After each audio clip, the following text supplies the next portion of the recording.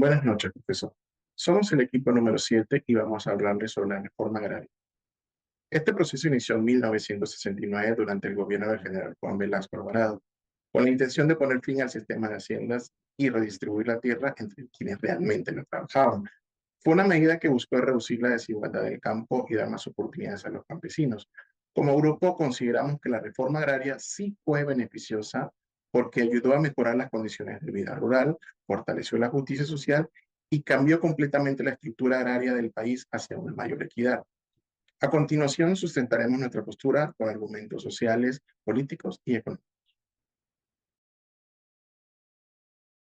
Desde el argumento social, la reforma agraria contribuyó a disminuir las relaciones de poder verticales en el campo y a fortalecer la dignidad y participación colectiva de comunidades indígenas y campesinas al permitir que éstas accedan a la tierra y a la organización propia.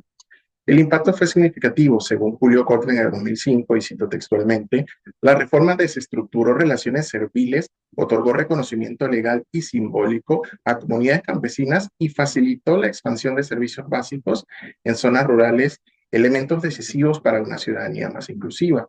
Además, Contreras y Cueto en el 2013 agregan, y cito: al colocar al mundo rural en el centro del proyecto nacional, la reforma alteró la jerarquía social tradicional y abrió espacios de representación antes inexistentes para el campesinado. En este sentido, sostenemos que la reforma agraria de Velasco sí fue beneficiosa porque no solo redistribuyó las tierras, sino que elevó la dignidad del campesinado e impulsó su participación política y social. Estas transformaciones constituyen beneficios sociales duraderos, aun cuando la dimensión productiva no alcanzara las metas esperadas.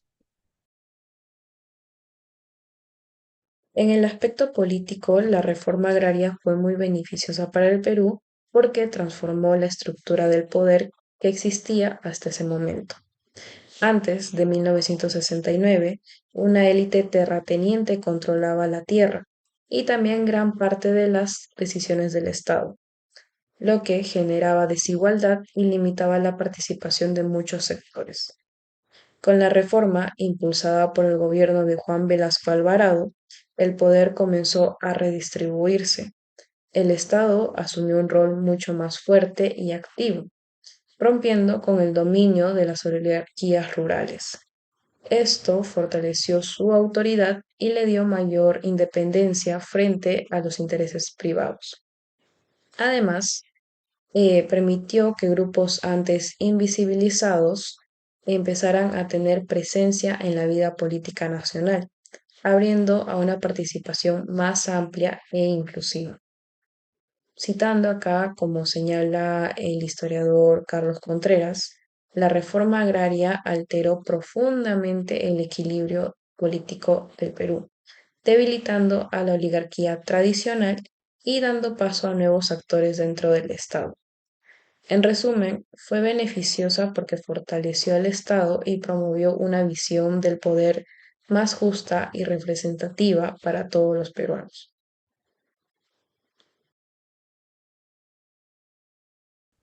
Continuando, ahora hablaremos sobre el aspecto económico. Los resultados en este aspecto fueron más débiles. Vale mencionar que a largo plazo la redistribución sentó bases para una estructura más equitativa y tampoco en ningún momento se paralizó el crecimiento del agro, a pesar de las dificultades. Pero en su momento, la reforma agraria tuvo consecuencias negativas. Si bien redistribuyó más de la mitad de las tierras agrícolas del país y eliminó los latifundios, no logró mantener ni mejorar la productividad agrícola. La productividad cayó debido a la falta de asistencia técnica y de capital. También, como señala Pedro Franklin en el año 2019, entre 1968 y 1975, la producción agropecuaria peruana creció al ritmo de 2,5% anual, nuevamente más que el 2,3% registrado en promedio durante los 18 años previstos a la reforma agraria. Los datos indican que la reforma, a pesar de la enorme falta de capital humano y gerencial entre los campesinos y de múltiples errores que se cometieron, no detuvo el crecimiento agrario. Por lo expuesto, desde nuestro punto de vista grupal, en el aspecto económico, la reforma agraria no fue tan beneficiosa, pero vale mencionar que a largo plazo la redistribución sentó bases para una estructura más equitativa, pero en su momento tuvo muchas consecuencias negativas.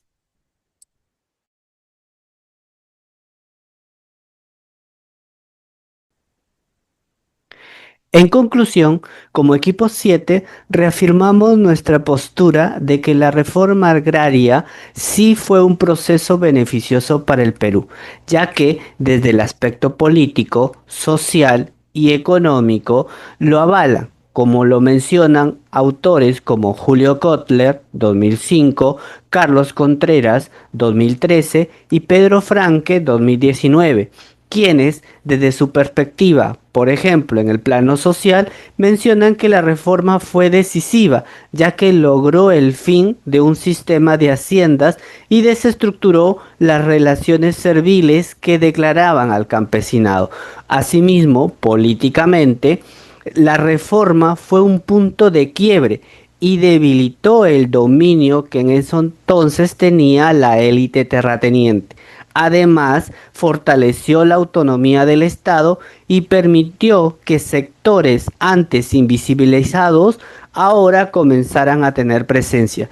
Y finalmente, en el aspecto económico, si bien es cierto, reconocemos puntos negativos como la caída de la productividad, ya que no había preparación y las entidades que estaban encargadas de ello tampoco contaban con una estructura sólida. Sin embargo, sí se evidencia que a pesar de estos errores, un crecimiento notorio, ¿no?, que se enfocó sobre todo en este sector que fue agropecuario. Asimismo, la redistribución de tierras sentó bases para que una estructura más equitativa se formara a largo plazo.